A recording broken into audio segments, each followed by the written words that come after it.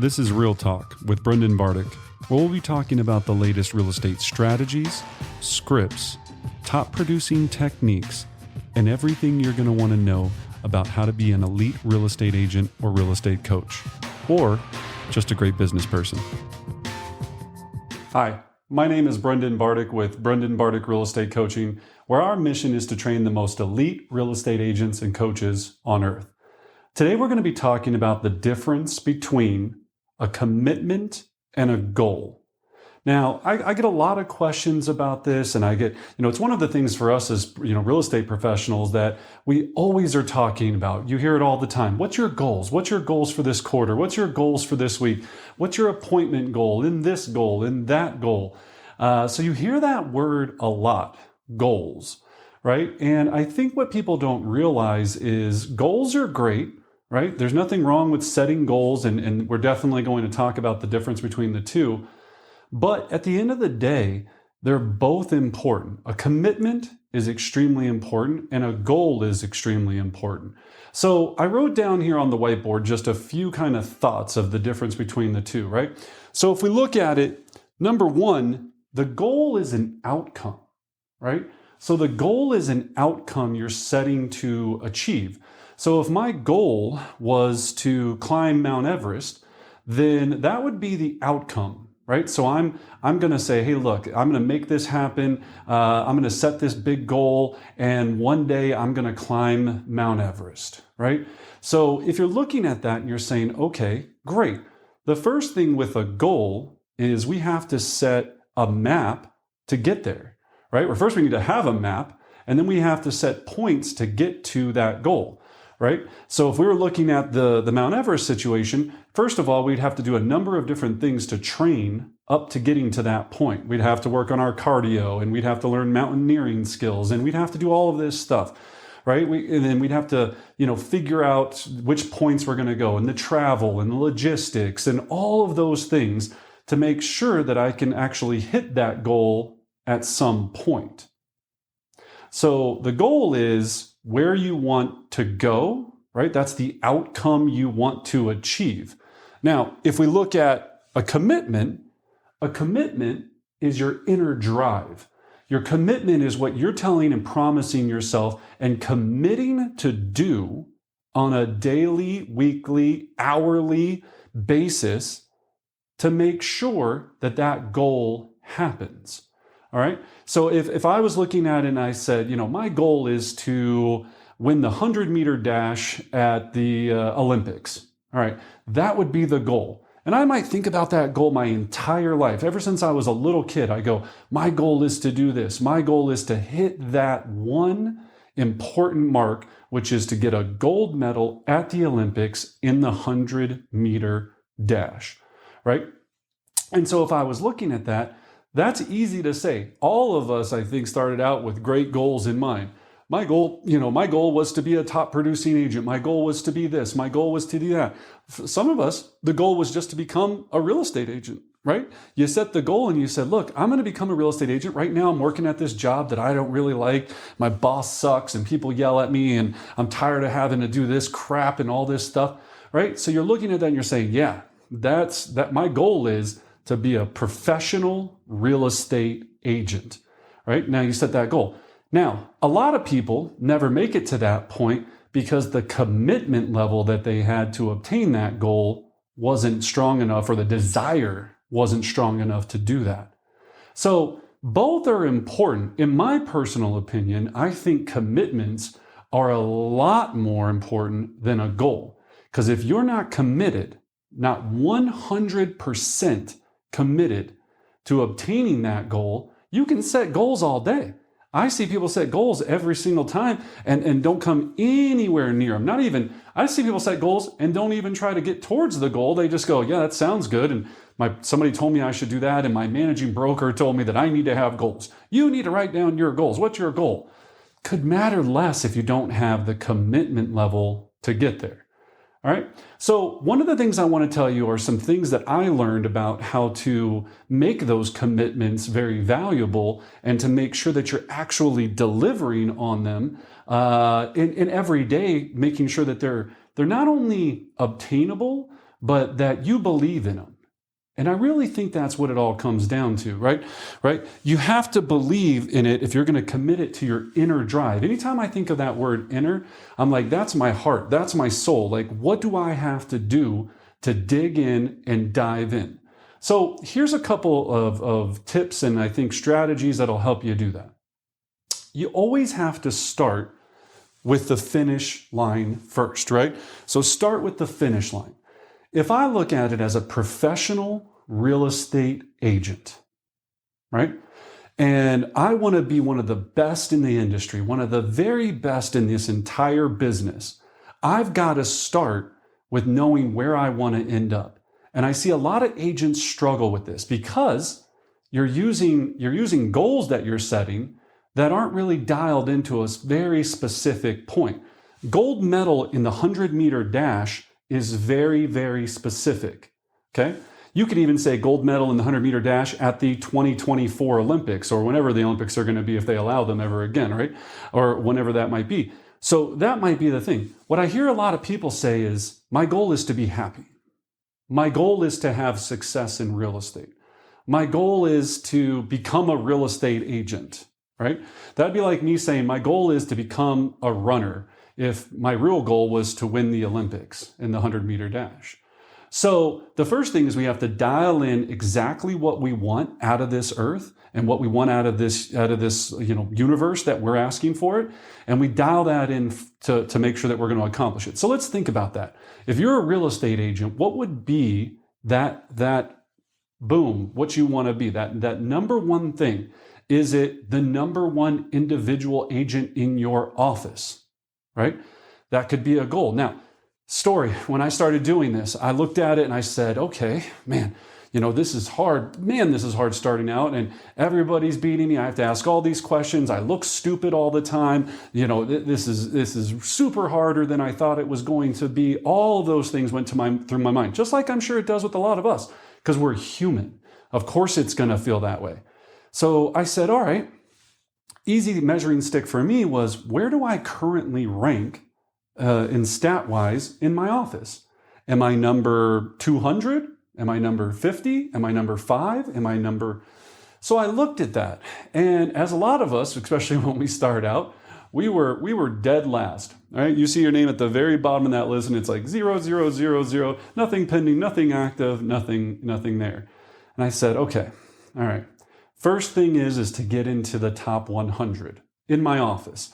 So I set that visual goal and I'd have the printouts, and you'll see this in a different video, a picture of my office wall. Still do it to this day with where all of the agents stacked in my office. And I said, okay, and I highlighted it.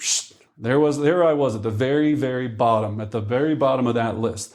And I said, okay, every quarter I'm going to start moving up that list X amount of spots. And to do that, then I need to do X amount of sales. And of course, you've got to do this realistic. You can't be like, hey, in this first quarter, I'm going to be the number one agent. Of course, that's going to be challenging and difficult to do. So you want to make it obtainable. You want to make it realistic. And then you start setting a plan, a course of action to get you there. So this was very motivating to me. Then after quarter, and of course, there was some people in the office, and I'll be very honest, that I couldn't stand.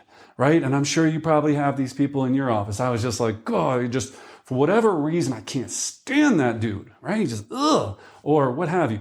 So I would always put a little star next to those people, right? And I'd say, man, and I'm competitive. And I get this wrapped up a lot of times in people, and they talk about it, and they go, well, I don't care, Brendan. I don't care. Everyone should get a ribbon, and everyone should do this, and everyone should do that. Yeah, that's not what I believe in, right? And that's not only say what I believe in, that's not what drove me, okay? I go, look, if I'm going to do this every day, and I'm going to work, and I'm going to show up, and I'm going to work hard, why not go all out? Why be average, right? Why just start with being like, cool, let's see if I can end up as the number 14th agent in the office. That did nothing for me. Now, all these excuses are going to go through your head. I'm a part-time agent. I'm a stay-at-home mom. I'm a stay-at-home dad. You don't understand, Brendan. You don't understand this. You don't understand that. My business is unique. It's not like yours. I've been doing this for almost 20 years and I've heard every excuse, every thought, all of this. But we know one thing for sure. If you sell more units than the next person, and as long as your rest of your budget model and economic model are okay, or not okay, good, then you're having a lot of success. Okay? And it's fun, right? Winning is fun. Excelling and getting better every day is fun. What's not fun is just sitting around and being like, I'm going to just see where I end up. So, if you are a pro athlete or an artist, right? So a music artist, you think when Drake was dropping, albums, he was like, I want to be the number 10 album in the country? No. When he was looking at that, he was saying, I want to be the number one album ever. I want to be the number one this ever. And then he was in the studio, and then he was late nights and hard work and all of this stuff, okay? Which no one sees. They just see the glamour and the glory and all that. But I guarantee you, he set out to say, I'm going to be number one. So think about that. It's very important. Now, when we're looking at that, so that was one measuring stick for myself that I really thought was valuable is where are you versus your competition? Then after the office, the next goal was, okay, let's take that to the city. All right, so I was like, man, number one in the office, that's awesome. Then number one in the city, then number one in the state. And now the next goal is to be number one in the nation, right? And looking at that, as I said, that might not be everybody, but now I have some measurements to proceed against or to proceed upon that are going to help me have success. And when I look at that, that also helps me in my business, right? Does it help you in your business when you're at a listing appointment and you're like, you know what, I'm the number 16th agent in my office. I'm the number 942nd agent in the city. Not really that impressive. I also see this all the time. Number 3 agent at XYZ company. Number 2 agent. That doesn't even make any sense. Leave that off until you are the number 1 agent. Because everyone else is looking at it going, there's 3 people still better than you then. Why am I talking to you? Or there's 2 people still better than you. Why am I talking to you? There's no pride in 3rd, 2nd, or 4th. There's pride in 1st, unless you're at an award ceremony. Because we are saying, hey, you did a good job. You worked your tail off. Congratulations. Excellent. But there's no glory in that to the public. You don't want to go to the number 2 car dealership in town. You don't want to go to the 2nd best steakhouse in town, right? You don't see these restaurants being like voted number 2 restaurant in all of the city. Well, then Google real quick. Where's the number 1 restaurant, right? So don't get all hurt about this and say, well, Brendan, you don't understand. I'm number 3 and that's a big deal. I get it. Being number 3 is a big deal. I'm not saying that. Congratulations. That's awesome. I was number 3 at some point. I was number 10. I was number 200. All of that. But I'm saying is strive to be number 1. There's no one out there. And then you go, well, I hear this all the time too. I just don't want to work that hard. It's just, Brendan, it's just too much work to do all of that. It's not too much work. The people at 1, 2, 3, and 4 just have better systems, models, and tools than you. And they're leveraging those systems, models, and tools to have better success. So with commitments versus goals, you've got to commit to where you're going to be, and your goal has to be very clear to identify that. Now, you might fall short of that goal, and that's okay. That's totally okay. That's not the worst thing that's happened. There was years, we were just laughing the other day. There was 3 years in a row where we came in number 2. Our team came in the number 2 team, number 2 team, number 2 team. And I was like, it started to drive me kind of nuts. And I said, okay, chill out. What's number 1 doing smarter, faster, better than me? And then what do I have to do to get there? Had to go and rewrite some plans, had to go and rethink some things, had to tweak some things. I'd already been building up to that and we were doing a great deal of business, but had to really tweak those things to say, how do I get there? And there's people out there that are doing that this year right now, trying to take me off the crown. And I love it. I love it. And I hope they win. Well, I don't hope they win. I'm kidding. I wish them, great success in the pursuit of that, because I know what that feels like. I know how good that feels. So that's one way. So if I'm setting, again, the finish line, I've got to be crystal clear on what that finish line is. Otherwise, there's no point of going. Now, what could be another finish line for you, right? Your finish line could be a profit number. I want to profit, and this is a very good one, I want to profit X amount of dollars in the next 12 months, next 6 months, in the next quarter. All right. So how do you do that? And you have to start with being very crystal clear on what that profit goal is. Now, profit is great. And I love profit. And we focus on profit a ton, but it's not as exciting. Like you can't be like in real estate, be like, yo, bro, what's your profit? You know, no one's going to care. No one's going to say anything. So the real thing is can you win and then still have strong profit and have the best of both worlds? Because I know plenty of people that'll try to win and get to that finish line at all costs, and they make 50 grand a year.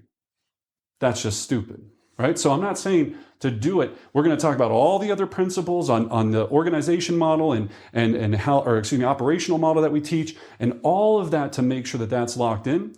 But we got to make things fun. So you could have a profit goal. Now, the other thing that we talk about all the time is to keep your goals visual, right? So these two super bouncy ball buckets I'm going to be talking a lot about in our big hour and a half goal setting session, which we're going to be hitting the reset button on 2020 so everybody can get ready to go for the next 6 months. But these bouncy balls are one of the simplest and easiest tactics for you to set visual goals. So on the one side, right, to make this very simple when you're looking at the finish line, when you know that you start out with X amount of goals, so you take the two. So maybe your goal is 15 appointments a month, okay? You know when you do 15 appointments, you close 6 deals, and from that 6 deals, you make X amount in profit. Let's just say that those are your ratios. So if I know all I need to do is get 15 bouncy balls from this jar to this jar, and visually doing that every single time I set an appointment and it goes in that jar, all I have to do is commit to making sure I empty this jar. Now, could I empty this jar in 15 days? Absolutely, right? If I emptied this jar, and maybe yours are signed agreements. Let's say that yours is signed agreements that you're doing. Now, I don't recommend to use this for closings unless you're a bigger team and you're doing, 30, 35, 40, 50, 60 plus transactions a month, like a lot of us are. I would say, because otherwise, if you're doing 2 closings, moving one ball to the other with 2 closings a month, not really that exciting, okay? Now, if you're just getting started, you could use this same kind of methodology for your contacts. So you could say every ball, if you know that you need to do 100 contacts a week, which should be the minimum if you're new, 100 conversations about buying or selling real estate, then you could have a jar with 10 balls per week, and every ball represents 10 contacts, because you should be doing every ball should be 20 contacts, because you're doing 20 a day, 5 days a week, and then you would have 5 balls. So you would go 5 balls for the week, got to get those over to this jar, and I have success if each ball was 20 contacts. So you can make the ball represent whatever the goal is, but I would strongly recommend making it represent an activity and not an end, not an outcome, right? So have it represent the activity, because that'll help with your inner drive. So this is a great visual tool. I'm going to put those back there. So that's a great visual tool to help you dial all of this in. Now, some people use pins in a jar. They move 20 pins over to the next jar to have that come. So looking at it, but you've got to commit. Here's the thing about that word. Here's the thing why I love this word so much, is a commitment is different. My goal could be to do 20 appointments, let's just say easy number, 5 appointments in 1 week. 1 appointment a day keeps bankruptcy away is what I always say. But 5 appointments a week. Now, if I'm committed to those 5 appointments, I don't stop working until those 5 bouncy balls are into the other jar. Now, if I do that 3 days out of the 5, I'm chilling the next 2 days. I'm probably busy because I got a lot of other work, but I'm chilling on the fact of making sure that I'm doing everything necessary to get appointments.